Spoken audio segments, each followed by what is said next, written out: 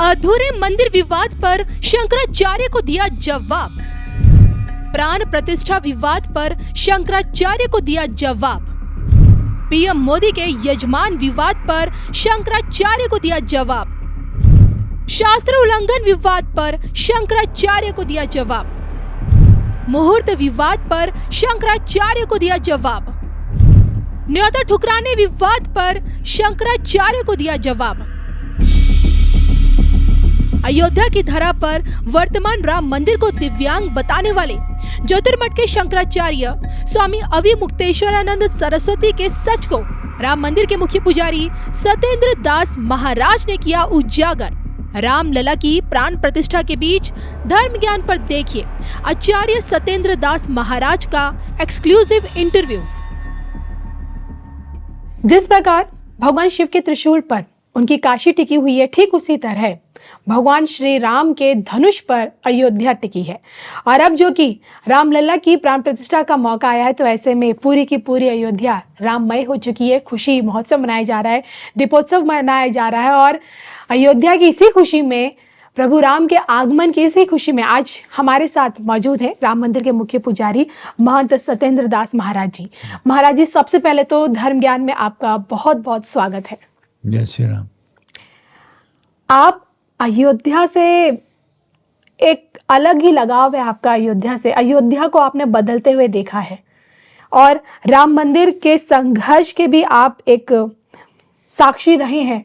मैं आज आपसे जानना चाहती हूँ, धर्म ज्ञान के दर्शक आपसे जानना चाहते हैं कि आप इतने सालों में आपने अयोध्या को किस प्रकार से बदलता, तब की अयोध्या में आज की अयोध्या में कितना फर्क है 2024 की अयोध्या में? देखिए, पहले की अयोध्या नाम नगरी तत्शीर्ष लोक विश्रुता मनुना मानवेंद्र यापुर निर्मिता स्वयं। पहले सारे विश्व में प्रसिद्ध नगरी थी और बड़े बड़े प्रतापी राजा यहाँ हुए थे, जिसमें पहले सूर्यवंश रहा, लेकिन रघु ने प्रताप के कारण रघुवंशी होने लगा। तो इसी प्रकार से आज हुए, आज के बाद दशरथ हुए और दशरथ के ही यह मनु और शत्रुघ्न ने जो तपस्या किया, तो दशरथ और कौशल्या के नाम से ये अयोध्या में उत्पन्न हुए। और इसी में भगवान राम का ही अवतार हुआ। वो भगवान राम क्या है? रमन्ते जोगिनो यस्मिन् नित्यानंदे चिदात्मनि इति राम पदे नासो परब्रह्मा विधीयते परब्रह्म परमात्मा जिसे कहा जाता है, वही अयोध्या में मानव रूप में पैदा हुए। और मानव रूप में माने पैदा होने की कारण है कि गोदु धेनु देव हितकारी कृपा सिंधु मानुष तनधारी मनुष्यतारी। इसीलिए मनुष्य को धारण किया कि हम ऐसे जो दलित हैं, जो पिछड़े हैं, जो सताए जा रहे हैं, ये राक्षसों के द्वारा राक्षसी प्रवृत्ति बढ़ रही है और धर्म का जो विनाश हो रहा है उसको स्थापना करने के लिए और अधर्म का विनाश करने के लिए, तो राम मानव रूप में उत्पन्न हुए। अब जो कि ब्लैक एंड व्हाइट अयोध्या अब आपकी एकदम कलरफुल हो गई है। अब आप घर से बाहर कदम रखेंगे तो एकदम अयोध्या राममय होते हुए रंगीन नजर आएगी। और ऐसे में रामलला की प्राण प्रतिष्ठा का भी मौका बस 22 जनवरी को कुछ ही दिन शेष है। लेकिन इस बीच कुछ लोग ऐसे हैं जो विघ्न बाधाएं खनन डालने का कार्य कर रहे हैं। विपक्ष दलों की बाद में करूंगी, लेकिन आज मैं आपके सामने ज्योतिर्मठ के जो शंकराचार्य हैं अविमुक्तेश्वरानंद स्वामी जी की बात करना चाहूंगी। आज मैं आपके सामने गोवर्धन मठ के जो शंकराचार्य हैं निश्चलानंद सरस्वती महाराज जी की बात करना चाहूंगी। उनको ऐतराज रामलला की प्राण प्रतिष्ठा में ये है, उनका कहना है कि मंदिर भगवान का एक शरीर है और गर्भगृह में जो राम मूर्ति स्थापित होती है वो भगवान की आत्मा है। लेकिन जब मंदिर ही नहीं बना तो आप आत्मा को कैसे वहां स्थापित कर सकते हैं? अधूरे मंदिर में प्राण प्रतिष्ठा किस शास्त्र के अनुसार ये कार्य किया जा रहा है? सबसे बड़ी आपत्ति है, तमाम चैनलों पर वो यही अपने इंटरव्यू में बयान दे रहे हैं। 3 भाग में बटा हुआ ये मंदिर है। 3 भाग में? जी हाँ। उसमें पहला भाग है जिससे दूसरे भाग से कोई संबंध नहीं है, और दूसरे भाग से तीसरे भाग से कोई संबंध नहीं है। तीनों के इस रूप से बनाया गया है कि एक ही क्षेत्र में और एक ही जगह सारी व्यवस्थाएं जो है वो गर्भगृह में है। जो पहला यह धरातल का जो प्रथम भाग है वो बन गया है और इसमें किसी प्रकार की कोई कमी है नहीं। जब इसमें कोई कमी नहीं, जैसे ये होता है कि उसका शिखर जो होता है, शिखर ध्वज नहीं है, हाँ, शिखर ध्वज सब बन गया है, कोई चीज़ ऐसी नहीं बाकी है, नहीं बनाओ।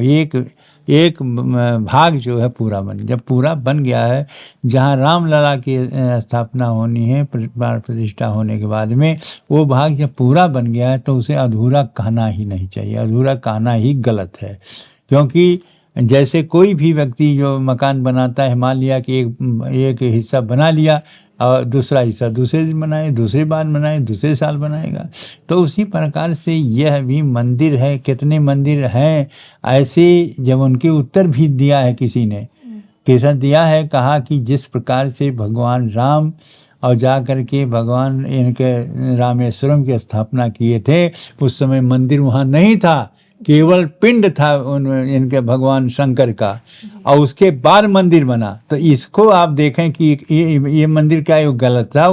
जो प्राण प्रतिष्ठा हुई और पूजा होने लगी और मंदिर नहीं बना, तो क्या ये गलत था? इसने उत्तर दिया है। उनके जितने लोग यह अधूरा कह रहे हैं, उनको उत्तर मिल चुका है। लेकिन मैं भी उत्तर देता हूँ कि जो भाग पूरा बन चुका है, इसमें किसी प्रकार की कोई भी त्रुटि नहीं है। इसलिए यह कहना कि अधूरा है, गलत है।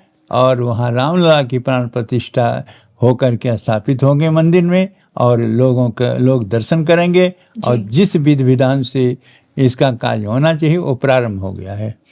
उनका तो ये भी कहना है कि मंदिर बनने के बाद मुहूर्त पूछा जाता है, ब्राह्मणों से, पंडितों से, शास्त्र में निकाला जाता है, लेकिन यहाँ तो भाजपा द्वारा उनकी सुविधा के अनुसार मुहूर्त निकाला गया 22 जनवरी का दिन। क्यों? रामनवमी में क्यों नहीं, आगे क्यों नहीं? देखिए, अपने अपने उनके विचार हैं, और ये जो भाजपा जिस गति से देश का विकास कर रही है, और इसका जो विदेशी नीति है वो अपने आप में अद्वितीय है।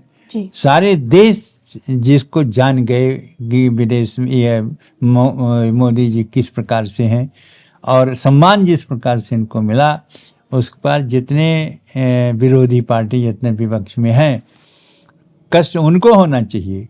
लेकिन यह कष्ट आश्चर्य है कि ये जगत गुरुओं को क्यों हो रहा है? जगत गुरुओं को, शंकराचार्यों की जो है, वो शंकराचार्यों की क्यों हो रहा है कि इस प्रकार से इनका बढ़ना और इनका अस्तित्व, इनका विकास होना, देश का विकास होना, इनका महत्व बढ़ना, ये सब उनको क्यों हो रहा है? हमारे जो शंकराचार्य जी हैं उनको नहीं होना चाहिए।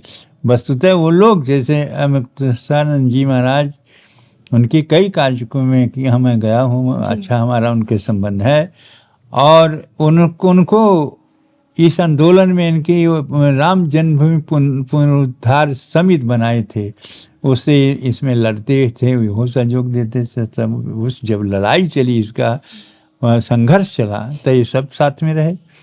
लेकिन अब क्यों अलग हो रहे हैं, यही समझ में नहीं आता, आश्चर्य पड़ रहा है। और जैसे जितना भाग बनना चाहिए वो बन गया है। इसमें तारीख की क्यों निश्चित वही हुआ, और क्यों रामनवमी नहीं हुआ, ये सब अपने ये सब कुतर्क हैं, और कुतर्क नहीं करना चाहिए, क्योंकि वो शंकराचार्य हैं। आप शास्त्रों के ज्ञाता हैं और बहुत अच्छी तरह से समझते हैं। मैं आपसे जानना ये भी चाहूँगी कि जो स्वामी निशिलानंद सरस्वती जी महाराज जी हैं, उन्होंने इस बात का अंदेशा जताया है कि गर्भगृह में प्राण प्रतिष्ठा के दौरान जो लोग रहेंगे, खासकर हमारे प्रधानमंत्री नरेंद्र मोदी जी के हाथों जो कहा जा रहा है कि प्राण प्रतिष्ठा होगी रामलला की, लेकिन उन्हें इस बात की आशंका है कि प्रतिमा को छूने को लेकर कि मोदी जी ही क्यों, ब्राह्मण के हाथों क्यों नहीं। और वो ये सोचते, उनका मानना है कि अगर कहीं कोई त्रुटि रह जाती है प्राण प्रतिष्ठा के मौके पर, वो इस बात का डर जता रहे हैं, तो प्राण प्रतिष्ठा के उस प्रतिमा में रामलला की प्राण प्रतिष्ठा की बजाय डाकनी, शाकनी, भूत प्रेत भी प्रवेश कर सकता है, जिसके चलते अनहित हो सकता है। यही सब न हो, इसीलिए यह सारे जितने अनुष्ठान किए जा रहे हैं इन्हीं के रोकने के लिए, कि किसी बार डाकनी शाकनी उसमें न प्रवेश करें। ये बात। दूसरी बात, ब्राह्मण हैं अनिल मिश्रा, डॉक्टर अनिल मिश्रा जी, उनकी पत्नी है। जजमान मुख्य ये है, जजमान प्रधानमंत्री जी नहीं है। अच्छा, वो उसमें शामिल है गर्भगृह में? हाँ, वो उस दिन आएंगे जिस दिन की उसकी समाप्ति है। अच्छा। और पूरे कार्यक्रम प्राण प्रतिष्ठा की तो यहाँ जजमान दूसरे हैं। तो इसको ध्यान रखना चाहिए कि जिस विधि से पंडित जो विद्वान हैं और इसको कर्मकांड करा रहे हैं, वो इस प्रकार से अनभिज्ञ नहीं है कि किसको रखना चाहिए किसको नहीं रखना चाहिए। वो बाकायदे व्रत करते हैं, पत्नी है, वही जजमान है, और उन्हीं के द्वारा सारे प्राण प्रतिष्ठा की व्यवस्था हो रही है। और इस प्रकार से मूर्ति के कहते हैं कि छू देने से का अगर भूत प्रेत आ जाएंगे, जब उसमें स्वयं भगवान राम विराजमान हो जाएंगे, उनकी प्राण प्रतिष्ठा हो जाएगी, तब उसके बाद में वहाँ भूत प्रेत और पिशाच के आने की जो कल्पना कर रहे हैं, ये सब झूठा है, ऐसा नहीं होगा। क्योंकि प्राण प्रतिष्ठा की जो विधि होना चाहिए और उसी रूप में होता है। एक बात।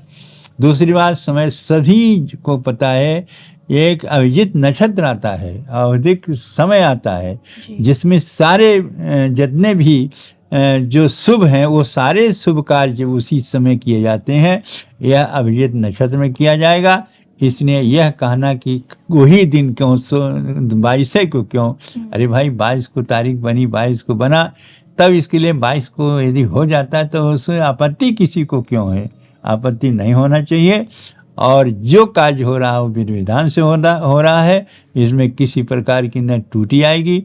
और इतने मंत्र और इतने देवी देवताओं की अनुष्ठान और इसका जो चल रहा है, उसमें भूत प्रेत के आगे कोई भी इसके नज़दीक नहीं आ सकता। और पूर्ण होगा 22 तारीख को, निश्चित है उसी दिन प्राण प्रतिष्ठा होगी, रामलला अपने भव्य मंदिर विराजमान होंगी।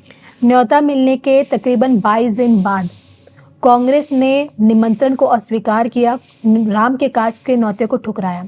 कांग्रेस के बाद एक एक करके तमाम विपक्षी दल, समाजवादी पार्टी ले लीजिए, लालू यादव जी की पार्टी ले लीजिए, सीपीएम ले लीजिए, ममता बनर्जी ले लीजिए, अनगिनत जो मोदी विरोधी हैं, इंडी गठबंधन का एक एक घटक दल आज की डेट में अयोध्या में कदम नहीं रखना चाहता है 22 जनवरी के मौके पर, रामलला की प्राण प्रतिष्ठा के मौके पर। क्यों? देखिए, इसलिए कि मैं पहले ही कहा था, हम पुजारी हैं जी, वो ट्रस्ट है, ट्रस्ट अपनी बात है। हमने कहा था ऐसे लोगों को निमंत्रण न दिया जाए जो सनातन विरोधी हैं, जो राम के विरोधी हैं, जो राम को नकारते हैं, जो कहते राम के अस्तित्व ही नहीं है, इनको निमंत्रण देने की आवश्यकता नहीं है। लेकिन उनकी उदारता, उन्होंने ऐसे लोगों को निमंत्रण दिया। जब वो राम के विरोधी हैं ही और राम का अस्तित्व ही नहीं उनकी दृष्टि में, तो यहाँ क्यों आएंगे? वो नहीं आएंगे। तो नहीं आने को नकार जो नहीं दिए रहे हैं, बल्कि भगवान की ओर यही सरयावत बड़ी कठिनाई। यह सर मतलब यहाँ अयोध्या में आना बहुत कठिन है। और आई कब? राम कृपा बिन आई नहीं जाएगी। जब राम की कृपा होगी तभी अयोध्या में आ सकते हैं, नहीं तो यहीं अयोध्या के क्षेत्र में पहुँचते पहुँचे और नहीं आ पाते जी, आप अलग से चले जाते हैं। ठीक है ना?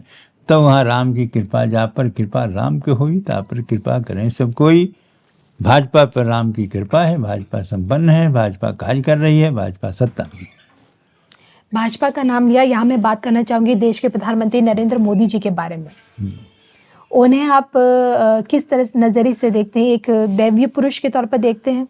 देखिए, कोई भी राष्ट्रपति, प्रधानमंत्री पहले राजा होते थे जी। तो राजा यह होता है जोग भ्रष्टे भवत राजा। जब वो परमात्मा तक पहुँचने का साधना करते हैं और वहाँ नहीं पहुँच पाते, हमारा शास्त्र बताता है, तब उसके बाद गिर जाते हैं, दूसरा जन्म होता है, तो दूसरे जन्म में वो राजा होते हैं। तो योग भ्रष्टे जो भवत राजा, वो योग की जो साधना का जो शक्ति है उस राजा में होती है। उसी प्रकार से जो भी अब राजा नहीं रह गया, राजा है, अब जो भी प्रधानमंत्री, मुख्यमंत्री, राष्ट्रपति जो होता है वो देवांश है उनमें, और देवांश होने के कारण से वो शक्ति परमात्मा के उसके साथ जुड़ी है। इसलिए इनका जो देश के प्रधानमंत्री हैं, देश के राष्ट्रपति हैं, देश के मुख्यमंत्री हैं, इन सभी को सम्मान करना चाहिए, क्योंकि ऐसे उनको पद नहीं मिला बल्कि देवांश है इसलिए मिला।